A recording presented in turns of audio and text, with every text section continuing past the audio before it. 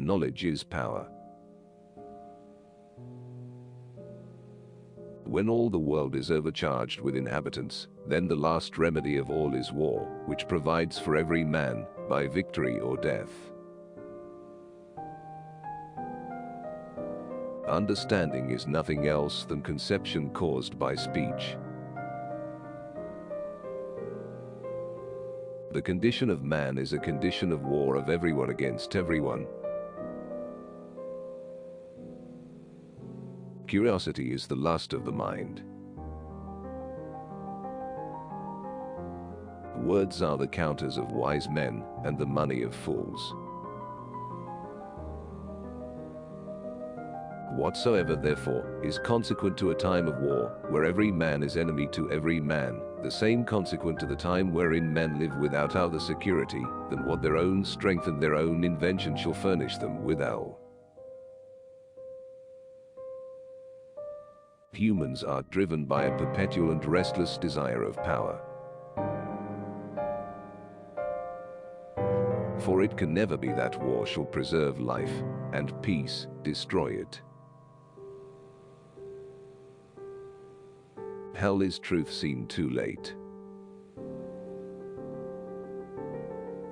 For such is the nature of man, that howsoever they may acknowledge many others to be more witty, or more eloquent, or more learned, yet they will hardly believe there be many so wise as themselves, for they see their own wit at hand, and other men's at a distance. Leisure is the mother of philosophy. It is one thing to desire, another to be in capacity fit for what we desire. The first branch of which rule contained the first and fundamental law of nature, to seek peace and follow it. The second, the sum of the right of nature. By all means we can to defend ourselves. The source of every crime is some defect of the understanding, or some error in reasoning, or some sudden force of the passions. Defect in the understanding is ignorance, in reasoning, erroneous opinion. Now I am about to take my last voyage, a great leap in the dark. Force and fraud are in war the two cardinal virtues. Covenants, without the sword, are but words, and of no strength to secure a man at all. For to accuse requires less eloquence, such is man's nature, than to excuse, and condemnation than absolution more resembles justice. God put me on this earth to accomplish a certain number of things. Right now, I'm so far behind that I'll never die.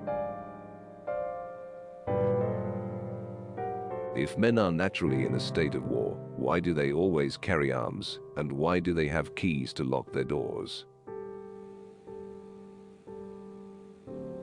The notions of right and wrong, justice and injustice have there no place. Where there is no common power, there is no law. Where no law, no injustice.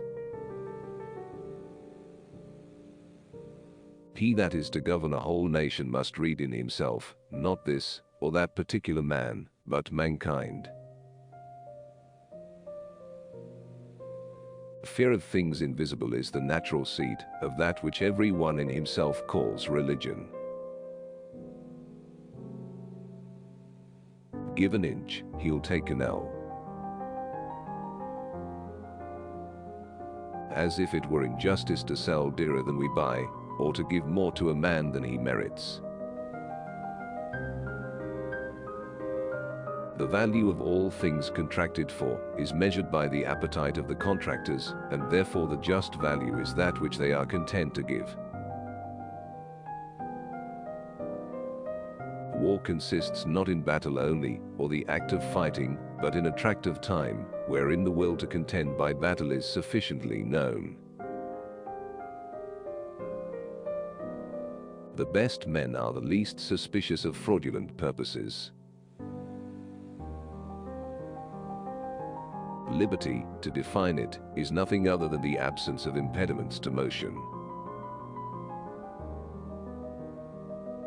Hurt inflicted, if less than the benefit of transgressing, is not punishment, and is rather the price or redemption than the punishment of a crime.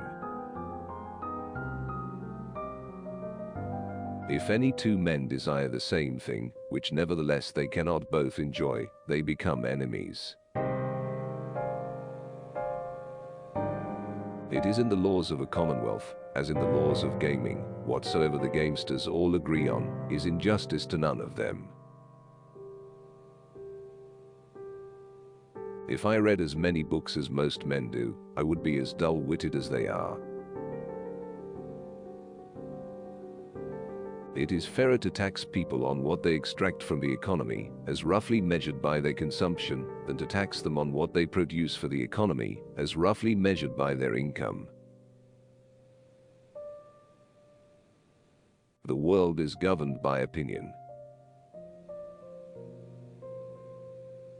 Laughter is nothing else but sudden glory arising from some sudden conception of some eminence in ourselves, by comparison with the infirmity of others, or with our own former self.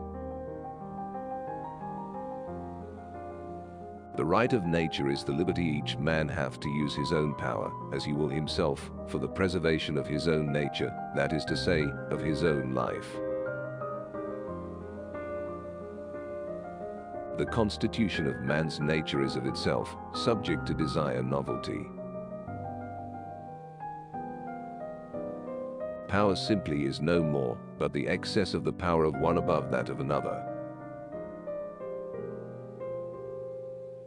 The value or worth of a man is, as of all other things, his price, that is to say, so much as would be given for the use of his power.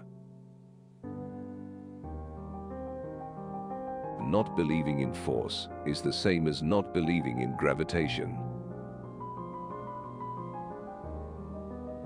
Every man's power resists and hinders the effects of other men's power. All acquired power consists in command over some of the powers of another man.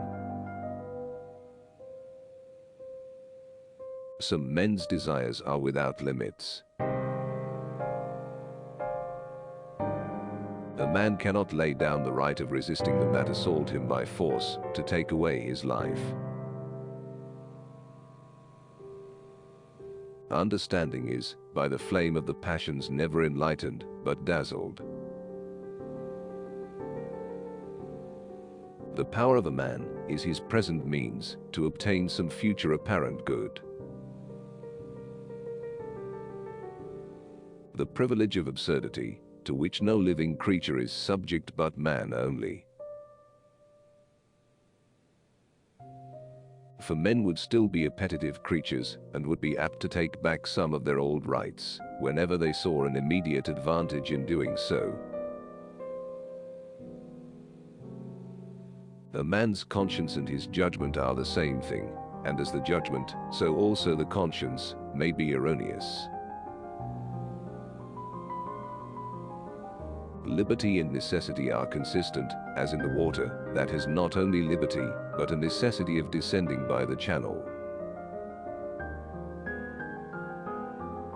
In the very shadows of doubt, a thread of reason begins by whose guidance we shall escape to the clearest light. Felicity is a continual progress of the desire from one object to another, the attaining of the former being still but the way to the latter. It is not wisdom, but authority that makes a law. In the state of nature, profit is the measure of right. No man's error becomes his own law, nor obliges him to persist in it. The secret thoughts of a man run over all things, holy, profane, clean, obscene, grave, and light, without shame or blame. Religions are like pills which must be swallowed whole without chewing. Science is the knowledge of consequences and dependence of one fact upon another.